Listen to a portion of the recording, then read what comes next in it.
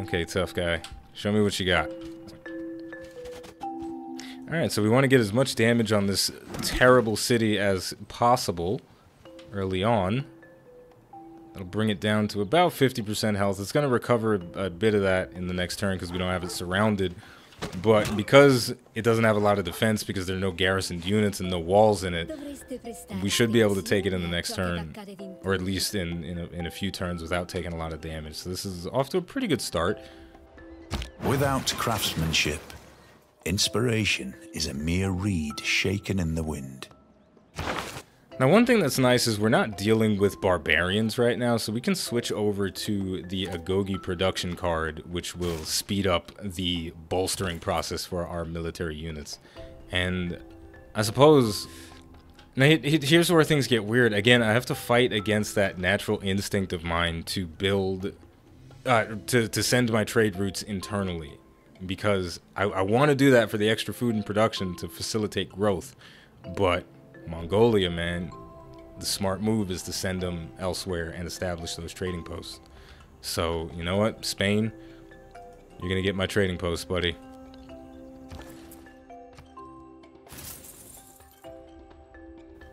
I think I can take this city in one set of attacks, which is what I'm gonna try to do. So we move up here, move him here, and we go pew pew pew, pew pew pew number 2, pew pew pew number 3. And run into the city.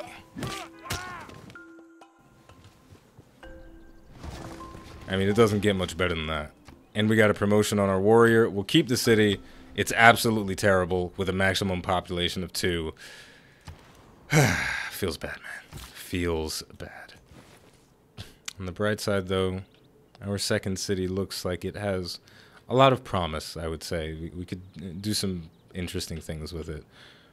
As for what we'll start building next, I'll get to work on a settler. It's going to take 9 turns to do so, but I want to keep churning them out because we've got a lot of very ripe and luscious land up to the north that it would be very wise of us to take advantage of. Now, arguably, I should have been going for early empire first so I can get that settler card, but either way, state workforce is not a bad thing to have. It's fine. It's fine. I'm definitely making some misplays here, but it could be worse. I think could definitely be worse. We'll just start work on a monument in the city. There's not really anything else we can build while we're at war.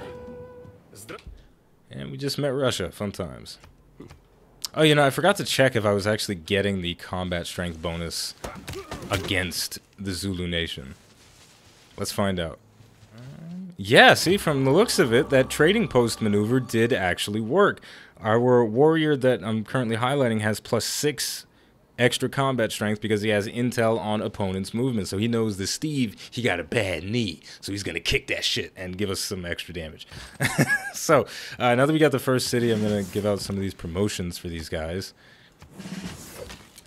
And continue pecking away at the enemy. This is fantastic. This is actually really amazing. Because what civilization? I was playing Wilhelmina a lot last week, and her early game wasn't very strong. But when she starts getting polders and her unique naval unit, she becomes an absolute juggernaut, and she was a lot of fun to play. But having just this early advantage that works even on the most basic warriors, that's pretty damn cool. So, let's see. For Whaletown, I could try churning out another settler. That would be interesting. But I think maybe a builder will probably be the better option, albeit a slightly risky one. Just because I want to keep my military forces as bolstered as possible. I want to churn out a couple more warriors. But you know what? I'll go builder and then warrior. And that should be good. And we got a Pantheon. Got to take like 30 minutes to figure out which one I want. Well, okay. One thing that I wasn't planning on doing for this game was going for a religion. And I especially don't like going for a religion if I don't have the Earth Goddess Pantheon, which is without a doubt the best Pantheon in the game for faith generation. You get +1 faith from tiles with charming appeal or better, So, assuming you don't have a bajillion quarries that you can establish, you will just get faith from basically every city that you found, because there's so many different tiles that have charming appeal or better. And that's really tempting, but I feel like that's distracting me from the military and science development that is really my main priority here. So I shouldn't really concern myself with that. I should go for something like God of the Forge. Even City Patron Goddess is a decent one. 25% plus 25% production towards districts in cities without a specialty district. That's just very strong. It does have a limited use because it's only for the first district, but it just allows you to get up and running quickly. And because we're looking to expand pretty heavily up here, that benefit could prove to be pretty giant. So you know what? I'll go for City Patron Gods. Or City Patron Goddess, excuse me. Gotta get the gender correct. Now this guy down here, I'm gonna keep him fortified, and hopefully the Zulus just keep banging their heads against him for a couple of turns, and I don't really have to worry about it. Now we got a goody hut up here. Plus 30 faith, fun times. All the more reason I feel like I should be going religion, but it's fine. I'll regret the decision later when Peter sends a bajillion apostles around the world to make us all believe whatever he wants us to believe. Zulu Scout just suicided itself on my archer.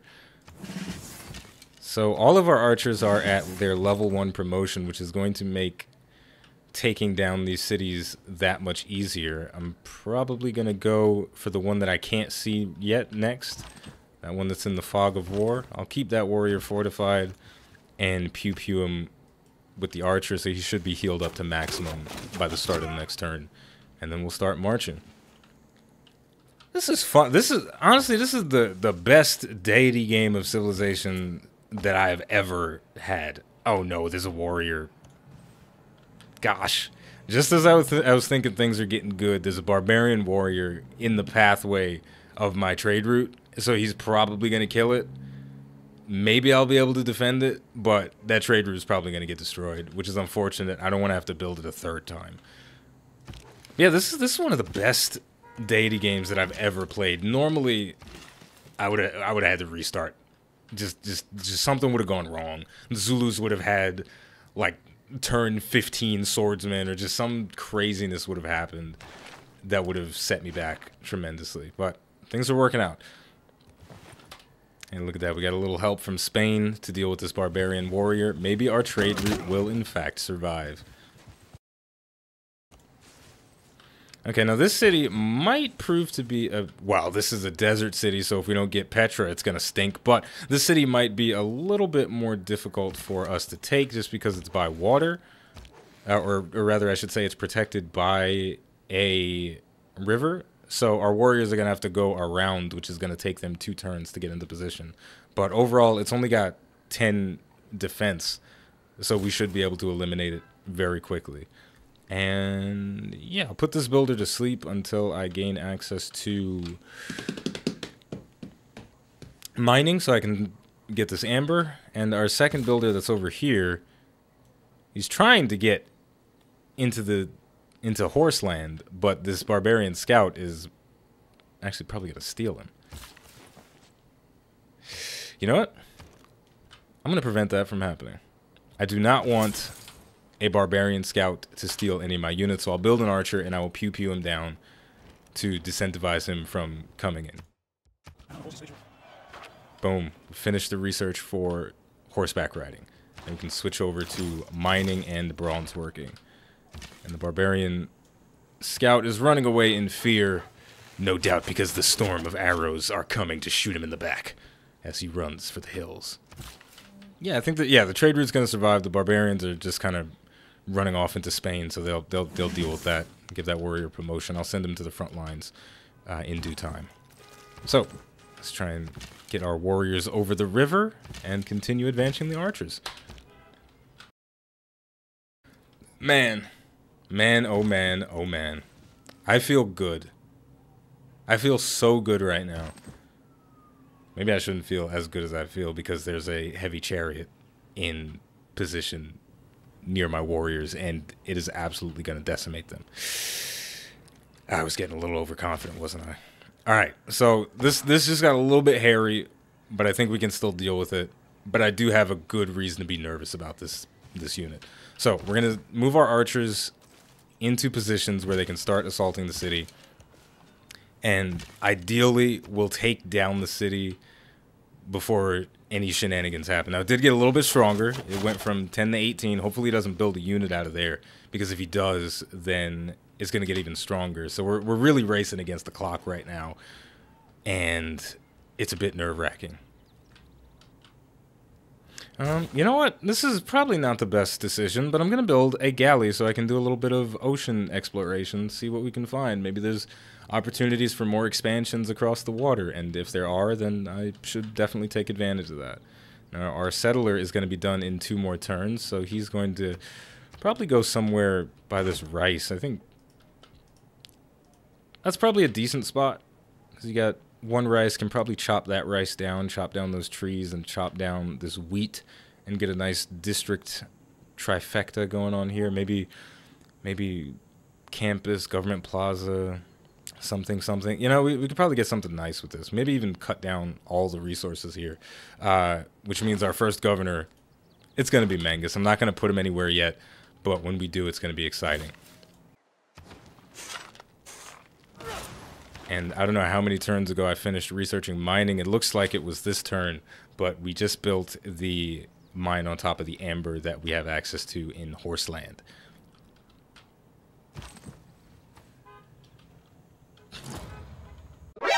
NANI? Oh! Alright, he ran away. He didn't even want to fight with the heavy chariot. It's just gone. So that makes things a hell of a lot easier for me, because I don't even have to deal with my units getting hurt. So let's go ahead and take this city. So I guess because we've been going for a little while, we're only at turn 27, but they've been kind of slow turns overall. So I guess well, the question of the day, I suppose, is how do you guys feel about playing games on their hardest difficulty? I've probably asked some form of that question before, but it's a tricky one, and it's always got a slightly different answer, I believe. Because with Civilization VI, I can almost guarantee that most of the time, it's more fun to play on a slightly lesser difficulty, especially if you enjoy having peaceful games and if you just like building up your cities the way that I do, right? Because my favorite thing to do in Civ is not to battle. If I want to fight, if I want to have really deep and engrossing strategic combat, I play XCOM, all right? I play Civilization because I love watching my little people do things, and when I'm playing on the Diety difficulty, I end up having to restart 50,000 times. I end up getting my ass kicked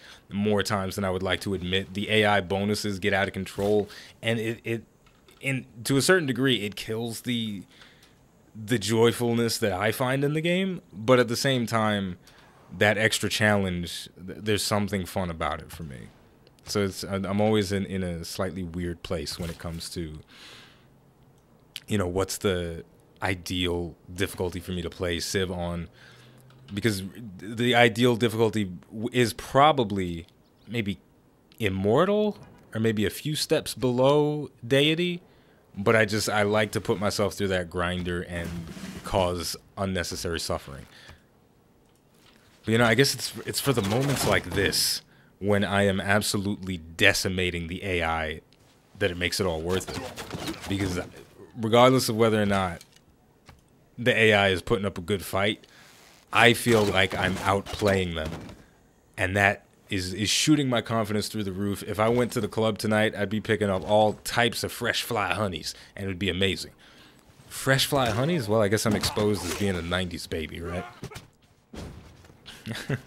I suppose a good name for our next city is 90s City. And of course, we're going to keep it, and we're going to try and get Petra. That's going to be a bit difficult, but might be able to do it. Might be able to do it. How many turns until Rebellion? 3 turns until Rebellion in this city, so that's kind of a problem.